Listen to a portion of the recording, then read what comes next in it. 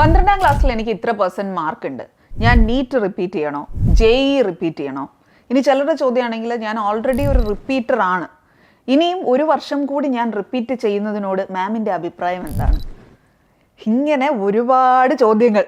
ആ ചോദ്യങ്ങൾക്കെല്ലാം കൂടി ചേർത്ത് എൻ്റെ അഭിപ്രായങ്ങൾ എന്താണ് എന്നുള്ളത്, മൈ ജനറൽ ഒപ്പീനിയൻ, അതാണ് ഈ വീഡിയോയിലൂടെ നിങ്ങൾ കേൾക്കാൻ പോകുന്നത്.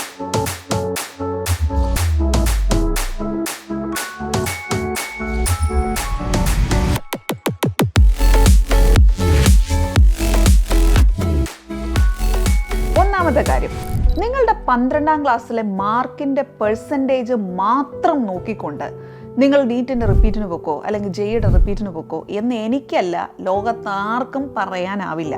അത് ദയവ് ചെയ്ത് പാരൻസും പറയരുത്. അവിടെയാണ് പലപ്പോഴും നമ്മളൊരു മിസ്റ്റേക്ക് കാണിക്കുക.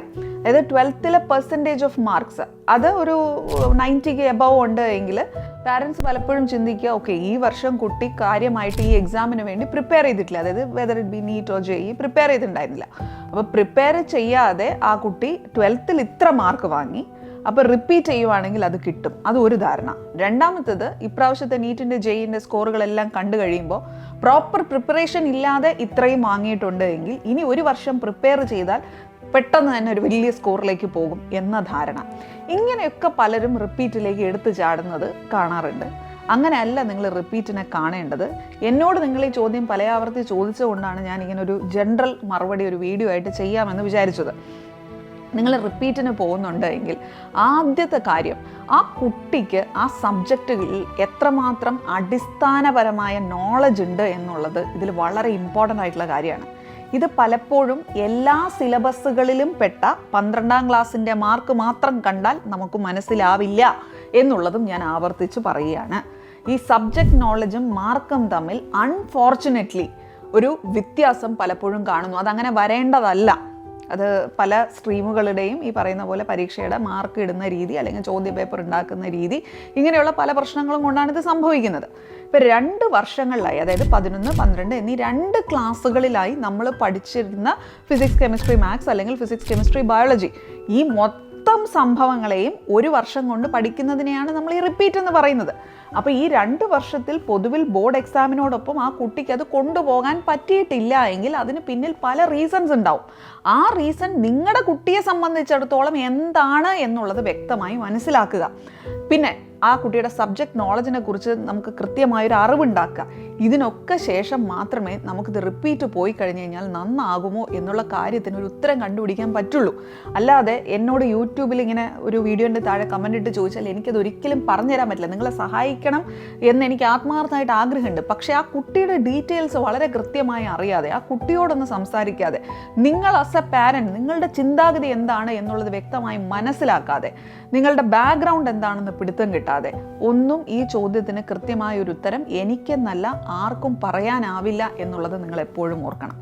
പിന്നെ ഈ നീറ്റ് JEEയുടെ ഒക്കെ റിസൾട്ട് വരുമ്പോൾ ബന്ധുക്കൾ, അതുപോലെ തന്നെ മറ്റു സുഹൃത്തുക്കൾ, ഒരു വർഷം നീ റിപ്പീറ്റിന് പോയതല്ലേ, ഇനി നീറ്റ് കിട്ടിയില്ലേ, ഇനിയും JEE കിട്ടിയില്ലേ, അവർ പഠിച്ചിട്ടുണ്ടാവും, അവരെ കൊണ്ട് പറ്റുന്ന പോലെ അവർ പരീക്ഷ എഴുതി, കിട്ടും, കിട്ടിയില്ല, കിട്ടിയിട്ടുണ്ടെങ്കിൽ അവർ ഏതെങ്കിലും ഒരു നല്ല കോളേജിൽ ചേരും, അപ്പോൾ നിങ്ങൾ ഓക്കെ ഫൈൻ. ഇനി കിട്ടിയില്ല എങ്കിൽ അതിൻ്റെ പുറകിൽ എന്തിനാണ് പോയിട്ട് അവരെ ഈ പറയുന്ന പോലെ കിട്ടിയില്ലേ എന്നൊക്കെ പറഞ്ഞിട്ട് ഇത് ചെയ്യണത്? ഇനി രണ്ടാമത്തെ ഒരു അബദ്ധം കാണിക്കുന്നത് എന്താണ്? ഇപ്പം കിട്ടിയില്ല അല്ലേ, വേണമെങ്കിൽ ഒരു വർഷം കൂടെ ഒന്ന് ട്രൈ ചെയ്ത് നോക്ക്, കിട്ടുമായിരിക്കും. എന്നാ പറയുന്നത് നിങ്ങൾക്കറിയോ നീറ്റ് എന്താന്ന്? നിങ്ങൾക്കറിയോ JEE എന്താന്ന്? ആ കുട്ടി എത്രമാത്രം എഫേർട്ട് ഈ വർഷം ഇട്ടു എന്നുള്ളതിനെ കുറിച്ച് നിങ്ങൾക്കറിയോ? ഇങ്ങനെ നിങ്ങളും നിങ്ങളുടെ വായിൽ നിന്ന് വരുന്ന ഓരോ ഡയലോഗും ആ കുട്ടിയുടെ പാരൻസും ആ കുട്ടിയും എങ്ങനെ എടുക്കും എന്നുള്ളത് നമുക്ക് പറയാൻ പറ്റില്ല. അപ്പോൾ ഇതെല്ലാം ചേർത്ത് വെച്ചിട്ട് ആ കുട്ടിയുടെ ഭാവി ഒരു അവതാളത്തിലായി പോകുന്നതിനെ കുറിച്ച് നമ്മളൊന്ന് ചിന്തിച്ച് നോക്കിയേ. അതുപോലൊരു ഡാമേജ് എന്താ ഉള്ളത്? അപ്പോൾ ഇങ്ങനെയുള്ള കാര്യങ്ങളിലേക്ക് നിങ്ങൾ ചെന്ന് ചാടാതിരിക്കുക. ഇനി ഈ റിപ്പീറ്റ് എന്നൊക്കെ പറയുന്ന കാര്യം വളരെ സൂക്ഷിച്ചെടുക്കേണ്ട ഒരു തീരുമാനമാണ്. ഈ റിപ്പീറ്റ് എന്നൊക്കെ പറയുമ്പോൾ റിപ്പീറ്റ് മാത്രമല്ല, റിപ്പീറ്റ് എന്താണ്, സൂപ്പർ റിപ്പീറ്റ്, മെഗാ റിപ്പീറ്റ്, അങ്ങനെ അങ്ങ് പോവുകയാണ്. എത്ര വർഷം എന്ന് പറഞ്ഞിട്ടാണ് നിങ്ങൾ ഈ റിപ്പീറ്റ് അടിക്കുക നീറ്റ് എന്ന് പറയുന്ന പരീക്ഷയ്ക്കൊക്കെ? അപ്പോൾ ഇതിനൊക്കെ വ്യക്തമായി നമ്മൾ എന്തിനാണ് റിപ്പീറ്റ് ചെയ്യുന്നത് എന്നുള്ളതിനെ കുറിച്ച് ധാരണ വേണം. അല്ലാതെ കഴിഞ്ഞ വർഷം ഇത്ര മാർക്ക് കിട്ടി, ഇനി ഞാൻ ഒന്നുകൂടി ട്രൈ ചെയ്ത് നോക്കാം. എത്ര പ്രാവശ്യം? ഈ കാര്യത്തിനൊക്കെ കൃത്യത വേണം. കൃത്യത ഇല്ലാണ്ട് ആരൊക്കെയോ അങ്ങനെ ചെയ്തിട്ടുണ്ട്, അല്ലെങ്കിൽ എവിടെയോ ഞാനൊരു വീഡിയോ കണ്ടു, 4 പ്രാവശ്യം റിപ്പീറ്റ് ചെയ്തപ്പോൾ ഒരു ചേച്ചിക്ക് MBBSന് അഡ്മിഷൻ കിട്ടി, 5 പ്രാവശ്യം റിപ്പീറ്റ് ചെയ്തപ്പോൾ കിട്ടി, അല്ലെങ്കിൽ കുറേ വർഷത്തിന് ശേഷം ഗ്യാപ്പ് എടുത്തിട്ട് മറ്റെന്തോ കോഴ്സിന് പോയതിന് ശേഷം വീണ്ടും വന്നിട്ട് നീറ്റ് ട്രൈ ചെയ്ത ഒരു ചേച്ചിക്ക് കിട്ടി. ഇങ്ങനെയുള്ള വീഡിയോ കണ്ടു. ഓക്കെ, നിങ്ങൾ ഇങ്ങനെയുള്ള വീഡിയോസ് എത്രയാണ് കാണുന്നത്? ഇങ്ങനെയുള്ളതൊക്കെ എക്സെപ്ഷണൽ കേസുകളാണ്.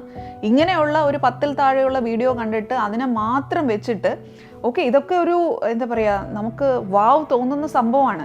പക്ഷെ അവരിട്ടതുപോലത്തെ എഫേർട്ട് ഇടാൻ നിങ്ങൾ വില്ലിങ് ആണോ? അതൊരു ക്വസ്റ്റ്യനാണ്. ആ ക്വസ്റ്റ്യന് വ്യക്തമായ ഉത്തരം നിങ്ങളുടെ മനസ്സിലുണ്ടാവണം. എന്നിട്ട് മാത്രമേ നിങ്ങൾ റിപ്പീറ്റിന് പോകണോ അതുപോലെ റിപ്പീറ്റിന് പോകണമോ എന്ന കാര്യത്തിലൊക്കെ ഒരു തീരുമാനം എടുക്കാവൂ. ഇതിനൊന്നും സ്വന്തമായിട്ട് നിങ്ങൾക്ക് തീരുമാനം എടുക്കാൻ പറ്റുന്നില്ല എങ്കിൽ ദയവ് ചെയ്ത് ഒരു എക്സ്പേർട്ടിൻ്റെ സേവനം നിങ്ങൾ ലഭ്യമാക്കുക. അവിടെയാണ് നമ്മളെപ്പോലുള്ളവർ റോള് പ്ലേ ചെയ്യുക. ഇത് നമുക്കൊന്നും ഇങ്ങനെ ജസ്റ്റ് കേട്ടിട്ട് ഓക്കെ ഇത് നന്നാവൂട്ടോ അല്ലെങ്കിൽ നന്നാവില്ല, അങ്ങനെ അല്ല. അതിനൊക്കെ സയൻറ്റിഫിക് ആയിട്ട് നമ്മൾ കൃത്യമായിട്ട് കാര്യങ്ങൾ അസസ് ചെയ്യാനുണ്ട്.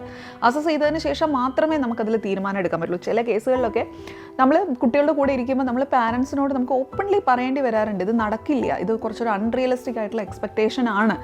അപ്പോൾ അത് അവർക്ക് അക്സെപ്റ്റ് ചെയ്യാൻ ചിലർക്കൊക്കെ ബുദ്ധിമുട്ടുണ്ടാവാറുണ്ട്. നമ്മളെ കൊണ്ടാകുന്ന രീതിയിൽ ഞങ്ങൾ പറഞ്ഞ് മനസ്സിലാക്കും. ചിലർക്ക് മനസ്സിലാകും, ചിലർക്ക് മനസ്സിലാവില്ല. മനസ്സിലാവാത്തത് ഞങ്ങൾക്ക് ഹെൽപ്പ് ചെയ്യാൻ പറ്റില്ല. ഞങ്ങളെ കൊണ്ട് പറ്റുന്ന രീതിയിലൊക്കെ കുറേയേറെ പേർക്ക് ഒരു ഫാക്റ്റും ഫിഗറും ഒക്കെ വെച്ച് ആ കുട്ടിയുടെ കാര്യങ്ങളും എല്ലാം വളരെ വ്യക്തമായി പറഞ്ഞു കൊടുക്കുമ്പോൾ കാര്യം തിരിയും. അതുവരെ അവർ ആലിസ് ഇൻ വണ്ടർലാൻഡിലായിരുന്നു. അപ്പോൾ ഇതൊക്കെ നമ്മൾ കാണുന്ന പ്രശ്നങ്ങളാണ്. അപ്പോൾ ഇതിനെയൊക്കെ ബേസ് ചെയ്തിട്ടാണ് ഞാൻ പറയുന്നത്, നിങ്ങൾ വളരെ ആലോചിച്ചതിന് ശേഷം മാത്രമേ ഇത്തരം കാര്യങ്ങളിൽ തീരുമാനം എടുക്കാവൂ. നിങ്ങൾ റിപ്പീറ്റിനോ റിപ്പീറ്റിനോ ഒക്കെ പോവുകയാണെങ്കിൽ അവിടെ നിങ്ങൾ എഗെയിൻ കുറച്ചധികം പൈസ സ്പെൻഡ് ചെയ്യുന്നുണ്ട്. പൈസയുടെ അല്ല അവിടുത്തെ കാര്യം. എന്നെ വറി ചെയ്യിക്കുന്നത് ആ സമയമാണ്. ആ സമയം നിങ്ങൾ ആ ഒരു വർഷം നിങ്ങൾ മറ്റെന്തെങ്കിലും കാര്യത്തിന് വേണ്ടിയിട്ട് ഉപയോഗിച്ചിരുന്നുവെങ്കിൽ എഫക്റ്റീവായിട്ട് അത് നിങ്ങളുടെ ഫ്യൂച്ചറിന് ഹെൽപ്ഫുൾ ആകുമായിരുന്നൊരു കാര്യത്തിലേക്ക് നിങ്ങൾ എത്തിപ്പെടുമായിരുന്നു. അത് അൺഫോർച്ചുനേറ്റ്ലി നിങ്ങൾ അൺറിയലിസ്റ്റിക് ആയിട്ടുള്ള ചില എക്സ്പെക്റ്റേഷൻസ് വച്ചു പുലർത്തിയതിൻ്റെ പേരിൽ നഷ്ടമായി പോവുക എന്ന് പറയുന്നത് വളരെ കഷ്ടമുള്ളൊരു കാര്യമാണ്.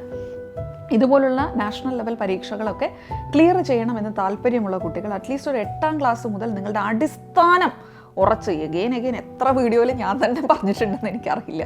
അടിസ്ഥാനം ഉറയ്ക്കണം എന്നുള്ളത് അത് തന്നെ എനിക്ക് ആവർത്തിച്ച് നിങ്ങളോട് പറയാനുള്ളത്. 8ാം ക്ലാസ് മുതലെങ്കിലും നിങ്ങളുടെ ബേസ് സ്ട്രോങ് ആണെന്നുള്ളത് ഉറപ്പ് വരുത്തി നിങ്ങൾ മുമ്പോട്ട് കൊണ്ടുപോവുക. എന്നാലാണ് ഇതുപോലുള്ള എക്സാമുകൾ നല്ല രീതിയിൽ വിജയിച്ച് നമുക്ക് മുമ്പോട്ട് വരാൻ പറ്റുക. All the best, keep going, happy learning.